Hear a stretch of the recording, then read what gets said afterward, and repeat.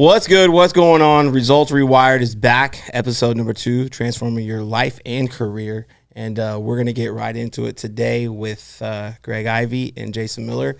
We're going to touch on a few things that we touched on last time. I actually got a few questions about the emotional intelligence piece, which I thought was, just strange that came up. I think a lot of people struggle with the maybe emotional intelligence of work-life balance, emotional intelligence of work, emotional intelligence of decision making, and probably just with everything going on in the world, emotions run high, right? And I think balancing those is huge. And so we're going to talk a little bit about that and just a few other things. There was a lot on work-life balance, right? I think we go a little more in depth on work-life balance and why it's not important, just things like that. And so the first one that I want to get into is the emotional intelligence piece, right? And I think what we want to see it from is an emotional intelligence piece from the employee standpoint and also the employer, right? Because I think there's two pieces here, right? One, as even when you're an employee, if you want to get to where you want to be, you need to act like you're an employer. You need to act like you're the owner, right? Owners see that. They want those people around. But also, too, just what is the consequences of your emotional intelligence as an owner, and then what's your consequences as your emotional intelligence as an employee, right? And so I think the first thing that I'll touch, and whoever wants to go first could chime in, is as an owner, and as someone high up, in a company, what does when you see somebody either display emotional intelligence or a lack of emotional intelligence, what is your thought process of that person? What are the consequences on it? And are there things that, maybe some tips you can give them as well to really, work on that, focus on that? Yeah, I'd say first and foremost, I'm thinking about others that are surrounding that individual. Yep. If they become what I call emotionally activated. Okay. And when they become emotionally activated, I think about it, it's bigger than just that individual. It's like, what is a trickle-down effect and the teammates in order to see that? So the consequences are pretty large. And oftentimes as a young leader, you look up to a leader that maybe has a title and you don't know what you don't know. And when you're a young leader and you see leaders leading through emotions or being emotionally activated, they lack self-regulation, and the decisions in which they're making most of the time are not the right decisions for the organization. And so for me, it's about the consequences are pretty significant because that can trickle down into more poor decisions being made by the teammates who saw that. So how you would address that with that individual is more of a one-on-one, more to kind of find out, seek to understand kind of where they were during that conversation, seek to understand as far as what triggered them to be emotionally activated. And as you can practice truly active listening within that, you can help walk them through that, help to develop them so it doesn't continue to happen again. What do you think? So as an employer, as somebody that's a owner in the organization, high up in the organization, you see an employee emotionally react in a negative way. What is I guess the way I'm trying to say is how many times is it you allow it to happen before that person is gone? And what is the long lasting impacts? Because look, I don't think people know as an employee before, I didn't realize what my emotional outbursts were doing to my stock and the company. And I think that's a fair question that people need to know. As in somebody, you see somebody act out, what is your thought process for them and what are really the consequences for them long term? Can they recover from it? Yeah, performance of an organization is predicated on its people. And understanding that is that we all have issues that can arise at home outside of the workforce. We all do. It doesn't matter what ranking you are in the organization. We all have shit, right, that we've got to be able to work through. Now, within that, the organizations who pay attention to their people, put people first, put relationships first, they can understand and identify that, hey, this individual maybe has something going on with their biology, and to have a conversation with them to say, hey, whatever it is that they're going through, maybe taking 2 days away from the organization is going to be better for them to resolve whatever that issue may be versus having them continue to work. And if they can resolve what it is, what happens is they show up, they're a lot more committed to what's happening. They're a lot more clear-headed. And most of the time, organizations that stop and pause and make sure that, hey, I care about you as a human being versus I care about you as a human doing, there's a difference with that. I look at you as a person, as an individual, versus I look at you as an object, typically what you'll see is that employee will then be able to showcase trust in the organization, will be able to showcase that, or they'll see that, hey, my boss actually cares about me. It's bigger than just what we're doing. And when that takes place, you're going to see a breakthrough that happens a lot sooner versus someone that, hey, they don't have resolve. We got to continue to have them work. And it's more from a compliance standpoint versus a commitment standpoint. Oh, Jason. Yeah, so I'll take it from the ownership standpoint or leader. So I think historically society has always recognized and admired leaders who can stay calm, cool, and collected in an adverse situation. I mean, let's go back thousands of years. If you go back to any battle on the battlefield, things are going to go wrong. And so if you're a soldier, are you going to feel inspired to continue to battle if the commander is calm, cool, and collected when things are going wrong? Or hey, if your commander is freaking out, what is that going to create? An environment where you, the soldier, you're going to freak out and feel like, okay, we're in a really bad spot. So then move forward into the business world. Again, you're the CEO of a company, you're an executive VP, you're vice president, manager, whatever it may be. Things are going to go wrong in the workplace. Things are going to, sometimes go terribly wrong. And so, look, never let them see you sweat. It's important for your employees to have confidence in you, the leader. And so if you have an emotional meltdown, if you have an emotional outburst, people are going to lose confidence in you as a leader. And look, you're just going to transfer that negative energy to them. I mean, that's the most detrimental thing, is that as you get emotional, as you get hot, as you display this, that you're going through a crisis because of the world around you, then your employees are going to latch on to that and they're going to spin out of control. And then the whole organization is in trouble. And so look, again, society admires, people admire those leaders that are calm, cool, and collected in any given situation, can control their emotions. Now, from an employee perspective, I'll just say, the early part of my career, this is the speech that I got, seemed like every other week. Jason, you're never going to get promoted unless you can learn to control your emotions. Emotional intelligence is your weak link. It's what's holding you back. I mean, I heard that for years, and it was true. I was the type of guy, I'd get hyper emotional on every little thing. I would have an outburst. I would tell people my negative thoughts. And, as I've said before, is that just spreads like wildfire. It's just a cancer in an organization, right? Is that if you're an employee, and let's just say that you're a relatively good employee and people admire the work that you do as an employee. Well, if all of a sudden you have an emotional outburst, then again, what is everybody going to think? Wow, if Jason's freaking out, then this must be really bad, so I better freak out too. And companies hate that. Like, companies can't stand that when you as the employee can't control your emotions. And they're definitely not going to make you a leader. Like, there's no manager that's going to go and go, yeah, I want to promote that person that's overly emotional into a leadership role. That'll be really exciting when they're leading a battalion of 10 people and they lose control of their emotions. That'll be really awesome to see them infect their entire team. And so it's probably like the most instrumental thing as it relates to moving up in an organization and getting into a position of power, is having that innate ability to kind of control your emotions and think through things before you actually react. Yeah. What do you think, Dustin? I'm glad you asked. I think emotional intelligence is why it was held back my entire career. I think emotional intelligence is probably the most important thing you can do. And I'll touch on 2 points here that I wrote down. Is from being an owner and being a CEO, I look for people that I can trust, and that's emotionally, that's physically, right? I want people that I can trust around me, because I don't want to have to spend my time questioning what they're doing.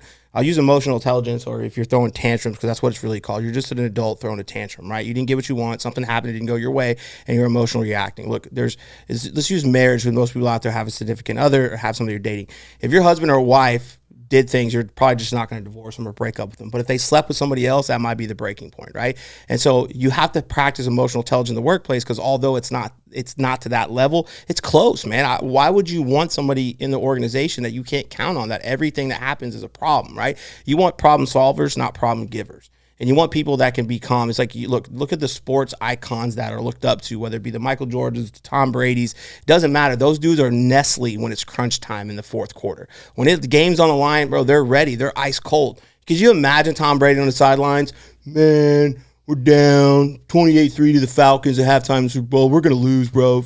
Put in the backups. Yeah. He's screaming at people on the sidelines, let's go. Just one more play. He's rallying the troops. And to your point, people rally around that. And so you have to be cool, calm, and collected and just take a step back. When something happens to you that makes you feel a type of way, what you got to understand is whether it's negative or positive, it's still an emotion, right? Excited, sad, they're both emotions.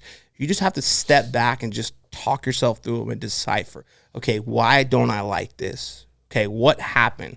Now, it's simple. What's the solution, right? What's the solution? If anything that happens to you makes you feel some type of way, is what's the solution, right? I think the other thing to ground yourself in is everybody loves drama. They just don't love their drama. They don't want to be a part of the drama when it's them. That's why they like watching reality shows. It takes away from their personal drama. If I can watch it on TV, it makes my shit feel not so bad. Like, oh, that's what they're going through. And so people like when somebody else is going through drama. It makes them feel, it's like, it's not me. It takes a little sweat off them. But you got to be careful because when you involve them, you lose sweat equity. You lose something with them. And I think as an owner, every time somebody emotionally reacts from something, it takes a little bit of me is like, I start to pull away from that person because I'm like, man, what's really going on, right? And I try to empathize, but if they're just a negative reaction all the time, it's like, I don't want to be around that person because my thought process, look, my entire career, I started over. Every time you throw a tantrum, you start over. It's just the way it is. Like you could go 2 years and be great. You throw a tantrum, you start over in your organization because your boss has to go back to trusting you again because they don't, because they're like, what just happened? And I realized for me, it's emotionally draining for yourself, man. Every time you emotionally react to something, there's no ROI in it. And I don't just mean money. I mean emotionally. You don't feel better. You don't get smarter. You don't grow. Just emotionally reacting to everything is you gotta stay calm, right? You got to stay calm in everything you do because it does hurt your career. And as an owner or a leader, it's detrimental. I believe it's like cheating on your spouse. Once you emotionally react to somebody, it's over. That relationship to me is so hard to repair that I don't think it'll ever get back there because when you're a leader, those people are counting on you to take them to the promised land. And if you emotionally react, you lose that crowd, man. And so you have to stay calm. And so I think for both ends, whether you're an employee or employer, it's going to be detrimental to your career. You got to get it under control. No matter how you feel about it, at the end of the day, it doesn't matter, man. You got to keep going and keep getting through it. So I think this sets up for the next one was the mental, I guess, I don't know, man, mental awareness would be the way to put it is I think this lacks on performance, and this might have something to do with this, why I say and get your time is most people aren't performing in the workplace, and it tends to be from personal problems, right? You see people in the workplace, and if you can see somebody that's typically a performer is not performing, it's probably something to do with their personal life. As leaders, as a coach, how do you,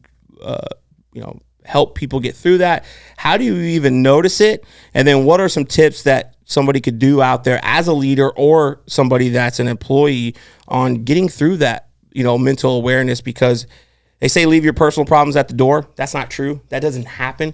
And that's why you'll see even athletes, right? They're usually going through something that they're mad at their team, they're mad at their coach, they're pissed off at their contract, and they're not performing at that level. And so that would be to go. So whoever wants to go first. I think from a leadership perspective, the first thing is you have to actually care about your people. Like you have to fundamentally actually care. I think it's difficult if you truly don't care about the folks that work for you, then you're never going to really have any empathy to what they're going through. If you generally do care about people, I think the next step is get to know your folks. There's a lot of managers, leaders out there. They know nothing about the people that work for them. And I always say is that if you don't know what, a person that works for you, don't know their favorite movie, if you don't know their favorite color, if you don't know their favorite type of music, like if you know nothing about them, then it's going to be very hard to really pinpoint and understand when they're going through some stuff. If you generally know the people that you work for, and you generally care about them, if you understand their family dynamics, all that kind of stuff, then it is a little bit easier to kind of observe and know when something's going on, right? It's no different than your personal relationships, right? Think of your significant other. You know everything about them. Therefore, when something is wrong, you can tell, right? And then you can ask those questions. Hey, what's going on? What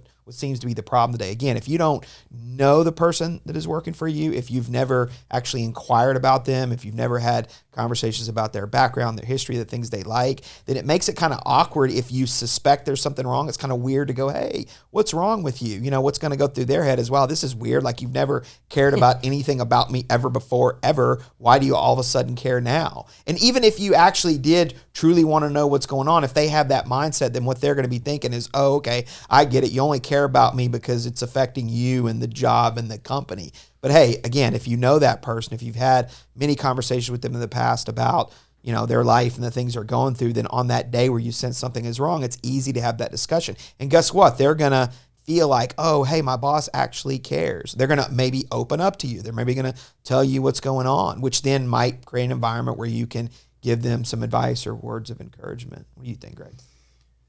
Yeah, I think the old saying is true, is people do not leave companies, they lead bosses. And you being my boss for many years, I've heard the speech from you so much. I heard the speech so much, and there'd always be different assignments as a young leader. And Miller, even to this day, me coming into this organization, he's like, hey, all I care about you doing the first 60, 90 days is build equity, make deposits with the people. I've heard this from him for 20 years, and he continues to be true to that. And I'll tell you, I try to do it my way, and I did it his way, and his way always worked. And when I think about building the relationships, and the true saying is put people first, that's what separates leaders. And oftentimes as a new leader, it is about you. It is about you and the scorecard. It is about, hey, the people that are not doing a good job, poor leaders, they make it about them. And when they make it about them, it's like, you're making me look bad. And so as you develop as a leader and you invest in your people, it's crazy when you do identify what you ask the question, you do identify somebody's, having a tough time just because whatever they're going through, until what they're going through is resolved. And first of all, if you can't even identify it, then that's a miss on you on building a relationship. When you do identify it, the psychology behind that as an employee is like, wow, they care about me. I'm not just another number. I'm not an object here. And this is a trust line of communication that I think is critical for the success within this. So when you're leading others, like I said, most important thing you can do your first 30 to 60 days is build equity. What does that mean? Get to know them as a human being, not to know them as a number. And as you do, you'll start to see how they will run through a wall for you when you can best show up for them. Yeah, I've huge this. Every time I underperformed, it was because of something that was going on, whether it was. And I realized that your trauma doesn't ever go away, right? You just have to learn to embrace it and to overcome it. And so your problems don't technically go away. You just learn how to handle them. And but I think most people don't care because their natural reaction is, let's just use sales numbers. If your sales numbers are down, you're going to coach up on the numbers. Well, you need to call more, leads appointment shows. You need to work harder, but that's not the answer, right? That's just only going to make it worse.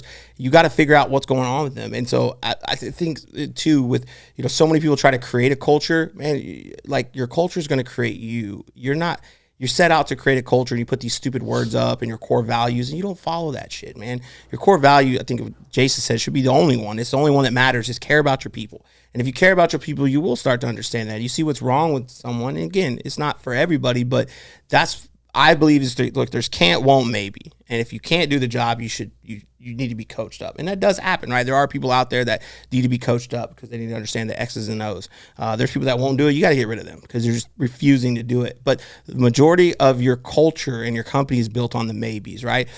They're either going through something personal, they don't understand, or they have something with you or the company, right?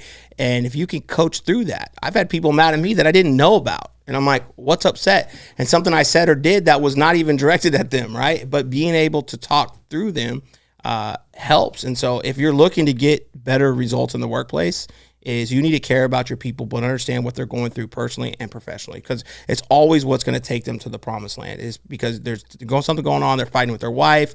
I mean, we've had crazy stories, people homeless, living in their cars, right? Not enough money to pay rent for whatever they did. That wasn't mean it's our fault, but if we could help them through those situations, on the other side of it was greatness. And we've had some of our best people here who are going through stuff early on. We were able to identify and coach them through, right? Because something seemed off, and having that transparent conversation, right? And giving them tools to the toolbox to get to the next level. That's some of our best people. That's literally some of our best people. And the ones that, we didn't do that with, that we've identified that, hey man, what if we could have did that one or two other things that might have been the difference maker? And that's what I look at on that, is I think that's where most of them come from. You want to talk about it from the employee perspective? Like if you're the employee, what do you do when your world is crumbling? Yeah, so you just don't emotionally react out. Yes. Right? I think you got to be transparent, right? Be transparent with your leaders. I know that's a chick. I think it is chicken or egg, because if you don't feel like your leaders care, you tell them that could be detrimental. But you do need to talk about it with them and let them know what's going on. Maybe ask for some help or ask for guidance. I think the number one thing is people try to hide what's going on in their life, and everybody sees it, right? Nobody buys your bullshit. Everybody knows what's going on. Maybe they don't know specifically, but they do know. And reaching out to somebody you have that relationship with inside the company, I think is huge. It could be a peer. It doesn't have to technically be your boss, right? There are people out there that are leaders that just don't have the title yet. And reaching out to them to talk about it and ask for advice, or reach out to somebody in another company that could maybe give you some advice, but just not talking about it, not being open and transparent with it is only going to make it worse, right? And then what could happen is it could end up costing you your job, which would make things even worse by not talking about it or being transparent with you. And I think the reason that you want to bring it transparent with your boss is, it's like, I just use me. If you come to me first and you're like, hey man, I know I'm not performing where I need to be, and I'm not making excuses, but here's what I'm going through, man. I've never gone through this before, and what do I do? I have a ton of respect for that person. But if I have to come to you and be like, hey man, you're not doing your job, you're not doing this, you said you were going to do this, you didn't do this, you're supposed to be here this time, and then you're like, oh, well, it's because of this. I'm like, okay, another excuse, right? You just lose credibility. But if somebody comes to me and has that ability to recognize what they're going through and talk about it, it makes me want to work harder for them. It makes me want to do something to help them, because they have the awareness to be able to identify it. Obviously, they want to get better, and they're not using an excuse. To me, they're being realistic. Yeah, I think you hit the nail on the head. Vulnerability, you call it transparency breeds trust.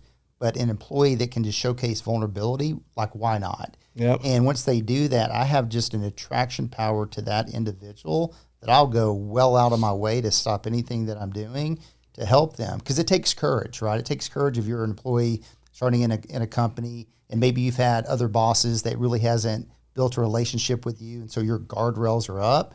But if you can remove those and showcase vulnerability, 9 times out of 10, you're going to get a great output from it, and you're going to get great coaching. Because sometimes, as an owner, or even in my position, if you got 100 people underneath you, sometimes we may overlook something or not know, and what we don't know, we don't know. Doesn't mean that we don't care, but sometimes we don't know if someone's struggling. So for them to be able to bring that up and be vulnerable, they're going to get attention a little bit faster. Yeah, no, I love that. And I want to touch on this one. We posted that video, and actually, like, people were hating on it. No surprising. But the work-life balance, right? I think that is, I hear more about how do you balance. I get asked that question. How do you balance? How do you do this? How do you do that? You fucking don't. Right? There is no such thing as work-life balance. There's no such thing as balance. If you want to be great at something, you got to become obsessed with it. If you want to get to where you want to be, doesn't matter what you want. If you want to be the best Star Wars, filmmaking guy in the world, you want to be the best workout person, you want to be the best athlete, you want to be the best father, you have to be obsessed with it. Anything you do in life, there is no balance, right? It's zero. You got to be obsessed with what you want to do, and there's a sacrifice. I'm obsessed with being the greatest to ever do this. That's it. There's no other way. I want to be the best father in the world, the best husband in the world, and the best entrepreneur in the world. That's what I'm obsessed with. I don't care about having happy hour with the homies. I don't give a shit about anything else. And look, I don't want to hear the whole notion of your kids, your kids want you home. No, they don't. They don't give a shit. You know what? Last night I was home with my kid. You know what he was doing? Upstairs playing video games all night. Right? I went up there to play video games with him. He didn't care. Dad, what are you doing? It's cool. You want to play this game with me? Sure. Right? They don't care. You know what they care about? Is they care about your intent. I don't want to hear that half-ass shit, that work-life balance, and you're at home watching Netflix at 5 o'clock. You're watching the show you want to watch. You're not even watching your kid's show. You're sitting on the couch doing nothing. It's bullshit, right? You haven't earned the right. You be intent with your time. You go home. I remember first 3 years in this industry, I didn't take a vacation. I didn't take weekends off. I worked 7 days a week. When it rained, I worked. We did not take a vacation, right? Have receipts for it. We didn't go anywhere.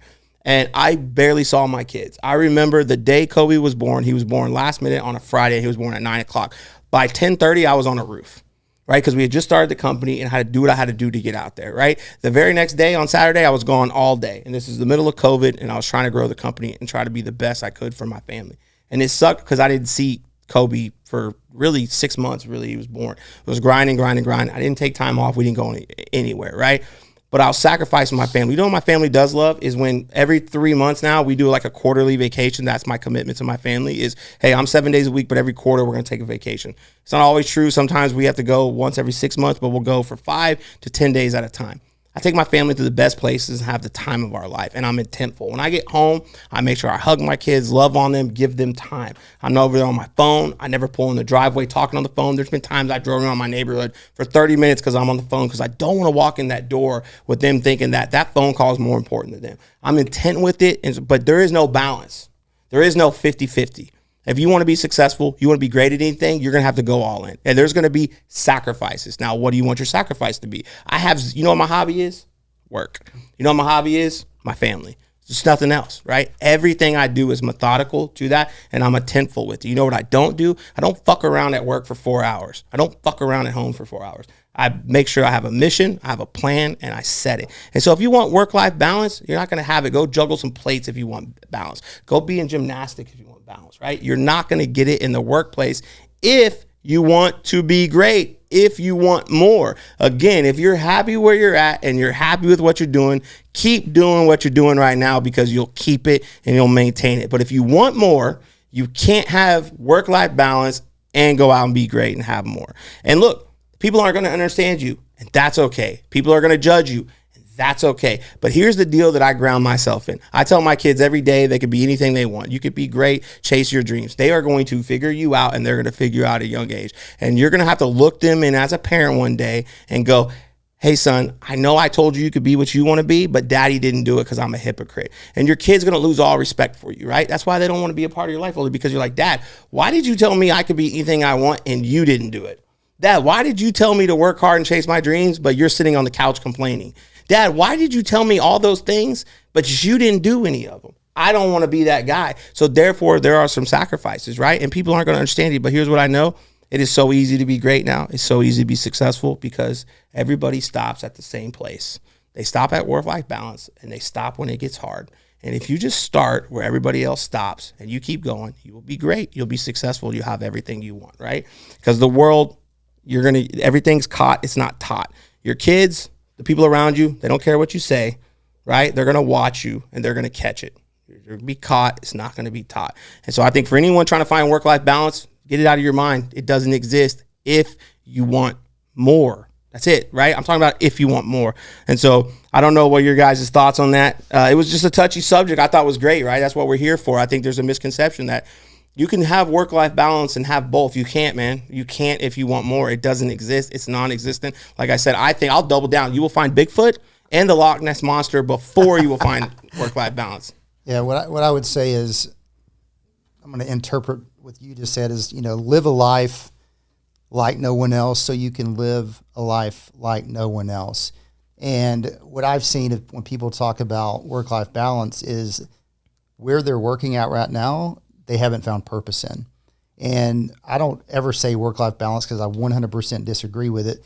If something's out of balance, if my work is out of balance and I'm not performing at work, and so that's not good.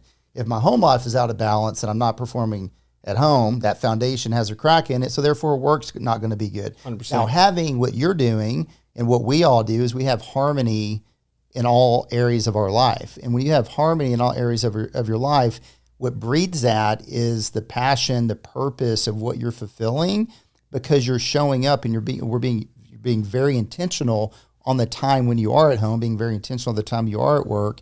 And when you do that on a consistent basis, it's very rewarding. It's very fulfilling. 100%. Jason? Yeah, hey, so we found aliens according to the government. So we found aliens before we found work-life balance. Yeah. Yeah, that's all you need to know. Yeah, that's all you need to know. Yeah. No, hey, look, I agree 1,000,000,000%. Look, every single person that I know that's hyper successful, all of them, just run down the list, they all worked an incredible amount. In fact, I would say most people would look at all those individuals and go, oh, you work too much. Well, guess what? They're all hyper successful. The inverse is true.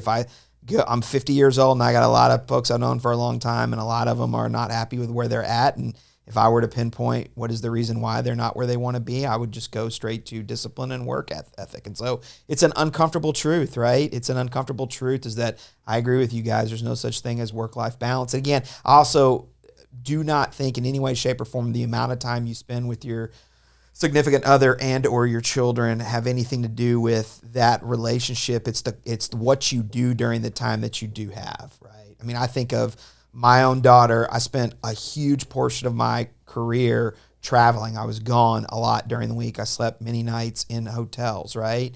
And so, look, that creates an environment where when I was home or I was around my family, I had to be at my best, right? And so I firmly believe it is not the hours that you clock in with your children. It's not the hours that you clock in with your spouse or significant other.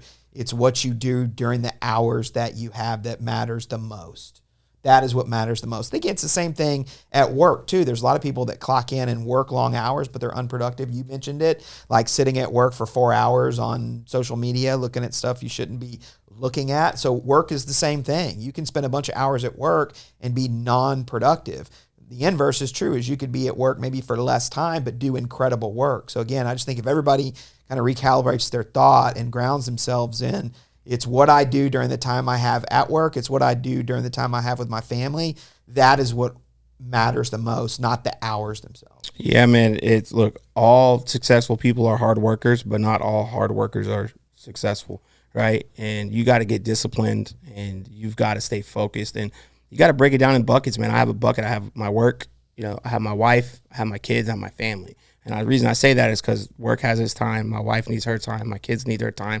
Then you have family time, right? And you break that down. And that's why its integration is so important, right? It's so important to integrate that and make sure you're doing things together and bring them a part of it. I look at Kobe Bryant, man. Like Kobe Bryant you see all these people that are great. They all have the same thing, dude. They didn't have work-life balance. But what you can do is when you start creating success, man, you can actually buy back time, right? And what I mean by that is you can do things to integrate into your life that help you free up time to do things like task-driven items, right? Like there's things that where I now am able to hire someone that can take some of that off my plate that are task-driven, that are specific items that I know they can do that I'm not required to do, right? You can beat your travel, right? Like you can get more efficient with your travel so you can do things with your family more effectively, right? Like I'm not there yet, but I read something the other day that somebody wrote. He goes, man, the reason people think I'm bougie because I have a private jet because I bought into, he goes, it's not that, man. He goes, I literally save time. He's like, I have a meeting on a private jet. It takes you 2 hours to get there. It takes me 30 minutes to get through lines. So I save off an hour and a half there and an hour and a half back. So now I got 3 hours saved. He's like, I'm able to sleep at home at night with my wife and kids after a business meeting that you couldn't do because your flight or you're tired. And I'm like, wow, man, like when you get to that level, saying private jet's a long stretch, right? But he's able to get time back and do these things, right? Or you have multiple companies. Like I use me, right? This weekend was a prime example. UFC, we have the podcast, we're involved in that. And if I didn't have the success, I couldn't afford to take my 2 kids with me to one, buy tickets and to buying plane tickets, right? But I got to integrate that. I got to spend some time with my boys. So therefore I got work, I got my family, and I got my boys. And so I integrated it. So it was taking care of both things. And that's only predicated because I had the resources to fly them out there and spend that time. And so, I think you just got to get smart with your time, right? And when you get successful, don't be afraid to put your money back into it to free up time, right? That's a huge component. But stop buying into that bullshit that you have to have work-life balance, right? You don't have to have it. I think we're sold, you got to have work-life balance. No, you don't. You just got to be thoughtful and intentful with your time and do things with your family. Break it down in those buckets because they all matter. So I got something for you on this. I think type of people to stay away from to be successful.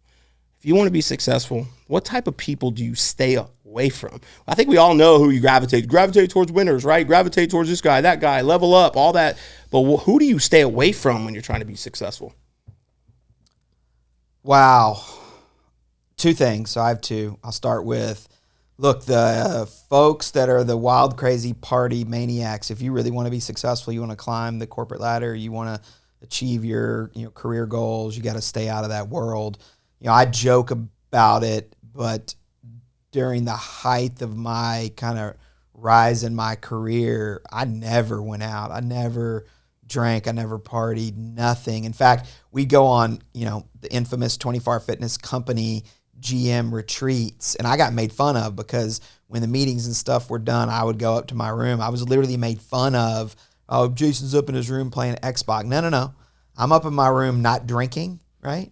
Because I'm not going to partake in that stuff because I'm going to be your boss someday. I don't want you to have that dirt on me. So to me, the number one thing, like if you're really trying to climb the ladder, move up in an organization, stay out of the party world, stay out of the drinking world, like you don't have time for that kind of stuff. I think that's the number one thing that brings folks down. Yeah, if I were to say a couple things similar to what you just said, Jason, is individuals that lack followable excellence. Well, what is followable excellence? It's, if you're a man, it's how you conduct yourself as a husband, how you conduct yourself as a father. How do you take care of yourself? There's followable excellence that people are paying attention to. People are following leaders in what they do. They're following them. They know what time they're working out in the morning. They see the disciplines in the day in which they have or don't have. And are they walking the talk in which they're saying? And when they don't, the higher your position is, the more darts you're going to get thrown at you. So number one, if you lack followable excellence, I'm not going to follow you. Number two, what I've identified is that if you're not living a purposeful life, if you're not living a valued-led life, then it's very difficult for me to be able to follow you. Some of that has to do with followable excellence, but a purposeful life is what you just brought up earlier. Is like when you can have harmony in all areas of your life, then you never get you never get burnout. B, you're able to just always be energetic on a consistent basis, and you can identify leaders that maybe aren't living that type of life, and those leaders are the ones that are tough to follow. I'm going to go off. I think the type of people you should stay away from, and I know this is probably going to throw people off, is I think stay away from motivated people.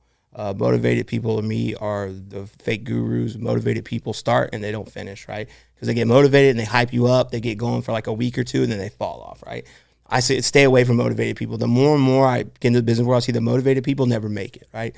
Because it doesn't last. It's like a drug. It's like a short-term high. I stay away from motivated people because there's a difference between motivation and discipline, right? Disciplined people, they're like they're motivated, but they're not. They're disciplined. They do it every single day, right? Motivated people only do it when they want to. And those are the hard people to stay away from because they make you feel good. They make you feel like they should be that, and they're a lot of smoke and mirror, right? Stay away from motivated people. Man, stay away from the complainers. They have a freaking problem for every solution. Stay away from the negative people. You've never seen somebody win and being negative, right? You just don't. Winning is more fun than fun's fun, right? And so you see negative people, they're never winning, right? You're boring. You're playing Xbox. No, dude, I'm winning. I'm preparing for tomorrow. You're going to be This is the thing. When you're out partying, I don't care what anyone says, only had 3 drinks. You're not the same the next day, right? You're not. And here's what happens. The next day, you're now repairing because you're hungover, and I'm out there preparing for tomorrow, right? So you're losing a day. So I think the motivated people, the negative people, the complainers, man, and the self-doubters, those ones that don't believe you, why would you have them in your life? There's plenty of people out there that believe in you. So why would you keep somebody around you that doesn't? And I think when you do that, when you see motivated people, you got to be careful with that. You see negative people, complainers, and then the quitters, because they'll quit on you. And the people always talking about others. Stay away from them, man. They don't add any value to your life, and they're not going to help you get to where you want to be. And if they're a friend, well, they're my friend. Well, they're going to quit on you. Well, they're my friend. Well, they're talking about you behind your back too, like they talk about everyone else, right? They're giving you the smoke and mirrors about motivation, and they don't show up when you need them because they're not disciplined to do it, right? They're not disciplined enough to take you to that next level, and they're negative. Why would you want somebody in your circle that's constantly going to be negative? And I just say you got to stay away from those type of people. You mentioned something. I know this will get Jason going. Being burnt out. All I want to know is, what are your thoughts on being burnt out in life and in the workplace? And is it real? And I'm just going to let you go. What do you think of being burnt out? I'm just going to let this is going to be one of those Jason Miller rants, so pay attention. It's garbage, man. I mean, it's the ultimate BS excuse. I'm burned out. Look, man, life is a marathon. I mean, most people are going to live to be 80-something years old. And so if you think you're going to go through life in anything, a relationship, a friendship, a career, a job, and you're going to be motivated the entire time, inspired the entire time, you're not. Especially at work. I mean, at the end of the day, there's no job that's ever existed where the person that's going to that job wakes up every day and is like, I am so motivated. This is going to be so awesome. That does not happen. I mean, look at the most successful people in the world. I don't know. Pick them. Tom Brady, right? Oh, the greatest quarterback of all time. He's won 7 Super Bowls. I guarantee you there were days where he was frustrated about going to practice, or he was not having fun when he was being yelled at by Bill Belichick, or he was, I don't know, in his 20th season just kind of burnt out of training camp, right? Like, That's what happens in life. You're always going to have things that you don't like. You're always going to have things that quote unquote burn you out. You're just tired of them. But look, winners find a way to continue to go through those activities, to do those things. Look, you have to be great at the things that you hate in order to be successful in life. Because the things that you enjoy, it's easy, right? Like at the end of the day, I'm sure there were things Tom Brady loved to do, right? There were certain parts of practice, I don't know, throwing to wide receivers. He loved that. Those are the easy things, right? It's the things that you hate to do that you have to be great at, right? That you have to be focused on. So, think about whatever it is at your job that you hate the most, that you can't stand the most, and then be the best at that. In the health club business, we used to it was telemarketing. It was making phone calls. It was calling prospects. Like that was the bane of everyone's existence to, make those phone calls day in and day out. Look, I can tell you the guys that had the discipline to do that work, that made themselves do it every day, that legitimately did it every day, those are the ones that rose up and got promoted. And so just look at anything in life, in your friendships, your relationships, your job, pick the things that you hate the most and be great at them. But look, understand, yes, that you'll be burned out. I'm so burned out at this activity. I'm so burned out at dealing with this. Again, reframe your mind, rethink what you're thinking, and go, okay, yeah, it is difficult. Yeah, it is challenging, but I have to be great at this in order to get to the good stuff. Yeah, I would say embrace the suck. Yes, I love that. Yeah, and what I mean by that is individuals who claim that they are burnt out lack self-control. And what you need in life is that you've got to be spiritually sound, you got to be emotionally sound, you got to be physically sound. And when you lack self-control, what is your daily rigor on your personal development? What is your daily rigor on your physical well-being? What is your daily rigor on your health and your nutrition and your sleeping? And so when those lack that self-control, the burnout is real. And the burnout can sometimes lead to depression. The burnout can sometimes lead to taking pills that you shouldn't take. It could lead to alcoholism, whatever it may be, because you're lacking the self-control that you need in your life. So the pill for that is be spiritually sound, emotionally sound, and physically sound. And the burnout does not exist. I think, I'm 50-50 on burnout. I think burnout doesn't exist by the way we think it exists, and I think it exists to a certain degree. What I think burnout means, because I've been there, burnout means you're tired of being the person that you are. You're tired of being the person you're not, right? You're tired of not being the person you're supposed to be. You're tired of being where you are currently and not where you're supposed to be. And I think why you get burnt out is because deep down your body knows you're not being the person you're supposed to be. You're not where you're supposed to be. You're not doing the things you're supposed to do. You're cheating yourself. You're cheating your life. And so you get burned out, right? You blame that it's your job. You blame it's your boss. You blame everything around you. But deep down, you're burnt out on you. You're burnt out on yourself, and you use it as an excuse. So I don't think burnt out exists for the way we think it is. You're not burnt out on your work. You're burnt out because you're not advancing. You don't have a purpose. You're not burnt out on your family. You're burnt out because you haven't put any time, effort, and energy in your family, right? That's what you're burnt out on. I'll just use me as an excuse. The last week in our fitness journey. So we work out every morning, right? I have a fitness journey that I do, and I've been burnt out on the workouts a little bit, right? And I've been burnt out, not because of the workouts, because I'm not seeing the next level of results because I haven't changed my eating. And so I identify, look, man, I'm burnt out on the workouts because I'm just not seeing the results, right? I kind of hit a plateau, and I hit a plateau because I haven't changed up my eating. I'm eating worse. And so for me, it's like, I'm not burnt out, man. I'm burnt out because I'm being a hypocrite and I'm lying to myself. So I have to change that last couple of weekends. And so I do think it exists, but I think it exists not for the reasons that we think it is, right? I think it's made up. And I think all those things that you talked about are a byproduct of that. You get anxious, you get depressed, you get anxiety, you get all those things. You get down on yourself because it goes back to you're not advancing as a person. You're not getting better. You're not growing. And so your body knows that. It's like this. Remember on Christmas Day, we all remember as a kid, right? You remember on Christmas Day how excited we were. Now, I know for me, sometimes you wasn't that excited. We didn't have Christmases one year. We didn't even get gifts. Oh, man. But I'm saying now for having kids, right? I know the excitement of my kids sleeping on a staircase trying to catch Santa Claus, right? Staying up on the couch trying to catch like Connor's up to 3 a.m. We're waiting for them to fall asleep. We all remember that, right? You remember that feeling as a kid, like waiting to the day from day. It didn't matter what time you went to bed. You woke up the next day pumped, ready to go, right? Why? Because your body was excited for it. It woke up and didn't care.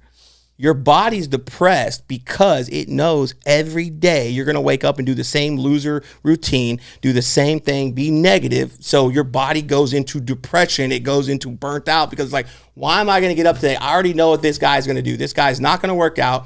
He's not going to eat right. He's going to put shitty food in his mouth, shitty thoughts in his body. He's going to hang around a bunch of negative people. He's not going to advance his life. He's going to do the same thing over and over and over and then complain about where he's at.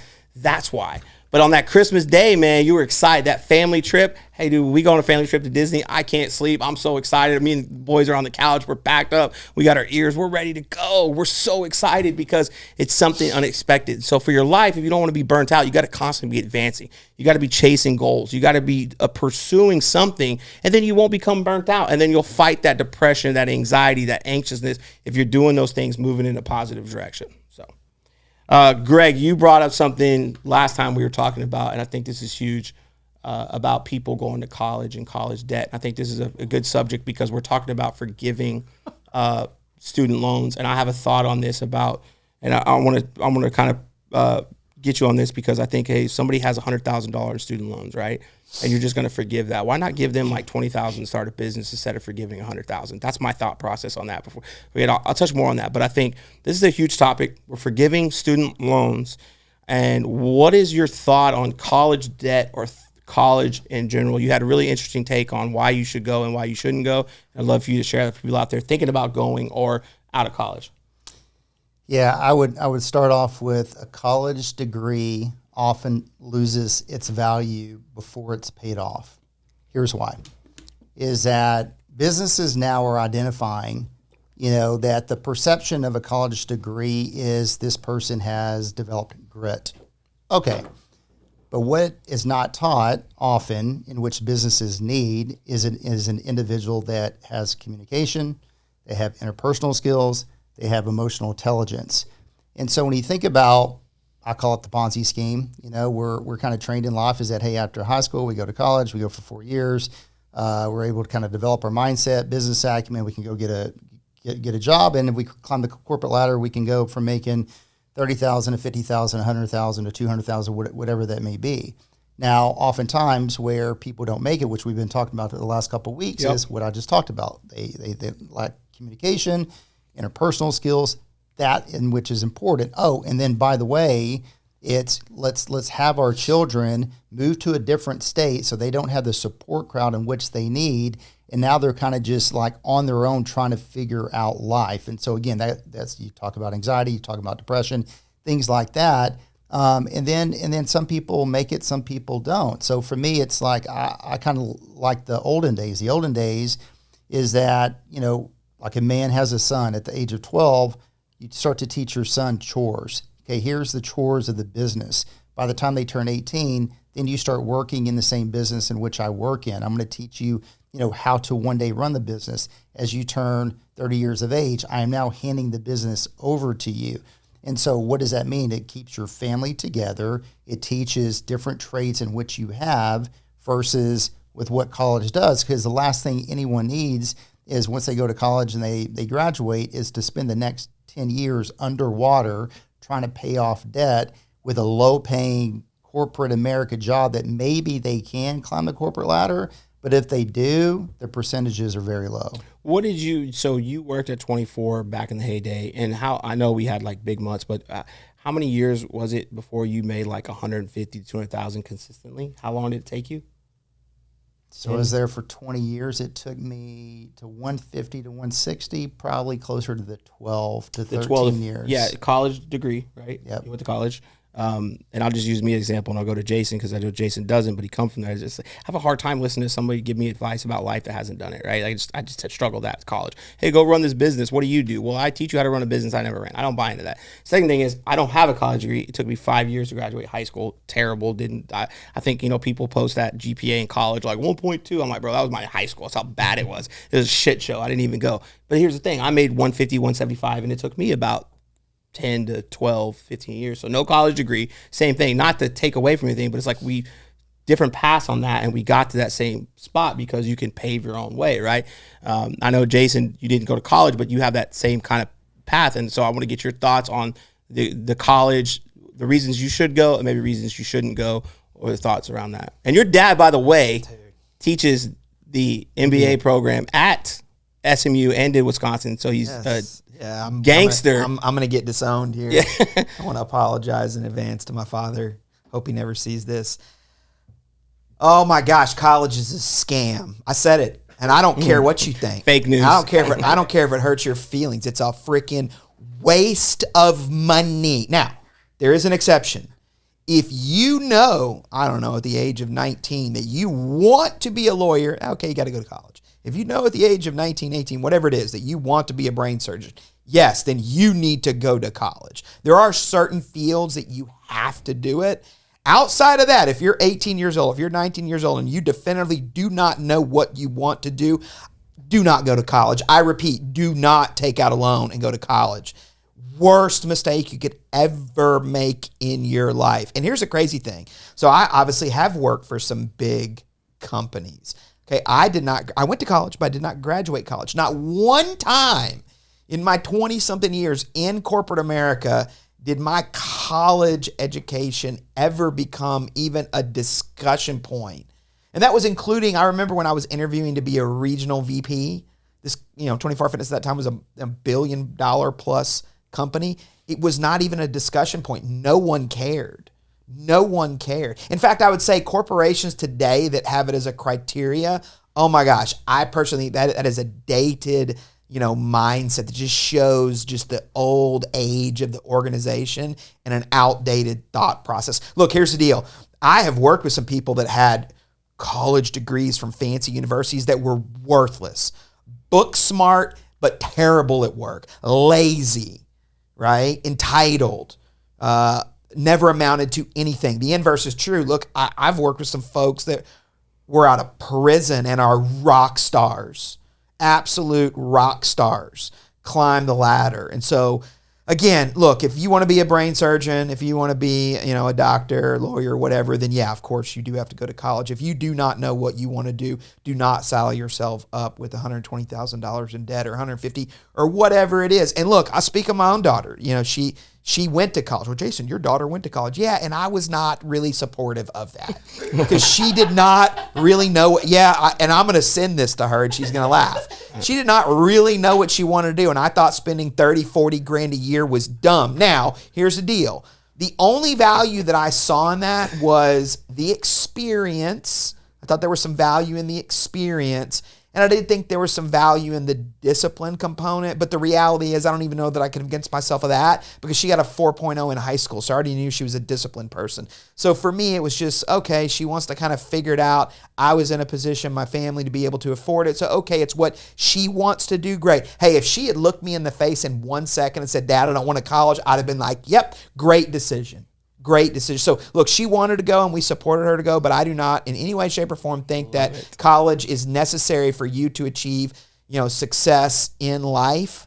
I don't think it has anything to do with it. Nothing, zero. Again, the one exception, doctor, lawyer, okay, sure. Outside of that, waste of money. Yeah, I agree. Think of the value of one, it's the same. Look, if you're going to get a scholarship, you're playing sports, art, band, I don't care what it is. Like if you have a scholarship, you should go. Right? Yeah. Because that means you have a talent in some field that could take it to the next level. I don't even think college is going to get you there. But look, man, let's say you're a football player, you have to go to college. If you're in the NBA or you want to be in the NBA, art, it could open up doors for you if you have a scholarship, right? Don't take the debt. What are you trying to go for? And again, if you want to take the debt, you better be specific on what you want to go for because otherwise you're going to come out in debt. And think about this. I don't know about this. But think about some resentment that parents have if they spend $100,000 and you go to college and you did nothing with your life because you didn't really want to know because you just went because you thought it was what you were supposed to go do. For me, look, if my kids want to go to college, great, get a scholarship. Earn it, right? You got to earn your way in life. If you want to go to college to be a doctor or a lawyer, let's figure something out, right? But I would rather give them $100,000 to start a business and come work. And people are like, well, he's going to learn more from who? You think somebody's going to teach my kid more about business than me? You think someone's going to have more of a skin in the game? Well, he needs to go earn it and slave away for somebody. Then he can slave away from me. He can earn it here because there's nobody going to be tougher on him than me. There's nobody's going to want his success more than me. And I'm not just going to hand it to him. Well, giving him $100,000, hand it to him. Well, you're taking a loan to go to college, so you got handed it too, right? And then and I think just with the forgiveness, like don't forgive it, but maybe give them some money to go start a business. How impactful for that be? I'm not trying to get into politics or anything like that, but the economy. Think about instead of forgiving, Joe Smith, his $100,000 in college debt, what if you gave him 50 grand to start a business instead. What would that do to the economy if it's successful, right? And so I don't know. I just think unless you're going to go for a scholarship, right, or you're going to go for a specific reason, don't go. You come out, and this is the crazy part, man. You come out $100,000 in debt. You get a job making $30,000-$40,000 a year. First of all, you can't pay off that debt. And then if you don't get another job, 10, 15 years, maybe you make $100,000, $150,000. The way things are going with inflation, it's not going to make up for that. And you're going to live the rest of your life in debt, and you don't even know what you wanted to do. And there's no purpose, right? Or you could go out there, take that same amount of money and start your own business and be a small-time entrepreneur, because there's this notion, well, I got to be a $100 million company. No, you don't. Hey man, you could be a couple $100,000 company. Let's say you're a $250,000 a year company, but you're profiting $150,000 a year. That's incredible. That's amazing. Respect. You could have a family business and pass it down. You could sell it one day, whatever it is, but you're working for yourself. I just think unless you're going to college I don't know if it's a scam, and I'm not quite sure. I call it fake news yet for some of it, but I do think you got to be specific on why you go. Yeah, just look at the stats. The average person with their MBA makes between $50,000 and $70,000 a year. At Results, we have 10 people right now that's projecting to make more than most chief officers in corporate America. Did you know, fun fact, that they all have college degrees at Results that do that? Just kidding. They don't. I'm not talking trash. That's why that was inappropriate. But yeah. But I'm just saying, you got to think about the best kept secret in the business world. Roofing. It is the best kept secret in the business world. I think that we got to go. I think that's it for today. I think we covered on it. I will say this. Look, please subscribe. Please like. And look, if you have a question, we're on YouTube, soon to be on Instagram, posted in our personals. But look, reach out and ask a question. If you have a question on YouTube, ask it in the comments. We'll read it. Make sure you ring to get the updates on when we post new episodes, when we post new reels. But look, if you have a question about business or life that you think you want answered or want some advice on, we'd love to help. Drop it in the comments, drop it in a message, and we'll handle it. You can find all of us on social media. Dustin Gutkowski. That's Gutkowski. You can't miss that. Greg Ivy. Fun fact, there's no E in Ivy. It's IVY, Greg. I learned that with an email debacle. Ivy League. Yeah, and Jason Miller, good luck if you're not friends with him, because you're going to find 100 Jason Millers plus. But it is Jason Miller. You can find us. But look, reach out. We could drop questions. But make sure most of the stuff is going to be on YouTube. Drop in the comments. We'll be dropping an episode a week. And so thank you for watching. Have a great day.